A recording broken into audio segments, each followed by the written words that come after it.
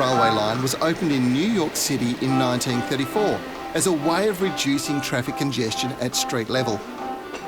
It was a very clever solution. The elevated line didn't follow the streets below, but actually ran between buildings so that workers and goods could be delivered door to door.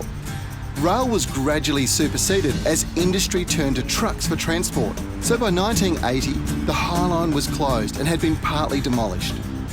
The High Line's become a symbol of what can be achieved by a community. You see, this was a terrible eyesore, but instead of bulldozing it down, which was the original plan, the community came together with a vision on a way to turn this into a spectacular garden that linked people through different precincts.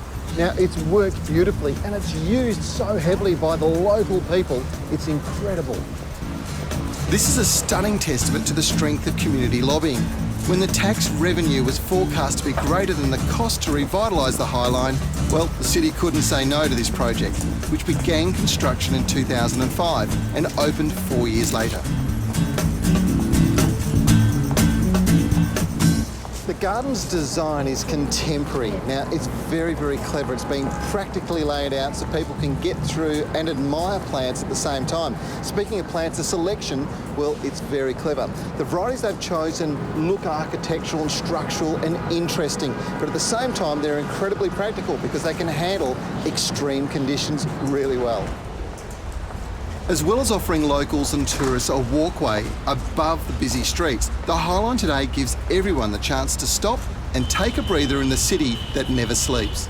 The elevated vantage point gives you great photo opportunities as well.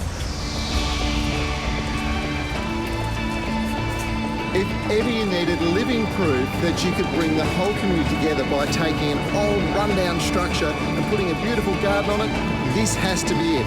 The High Line is something really spectacular, and if you're in New York City, you really should check it out.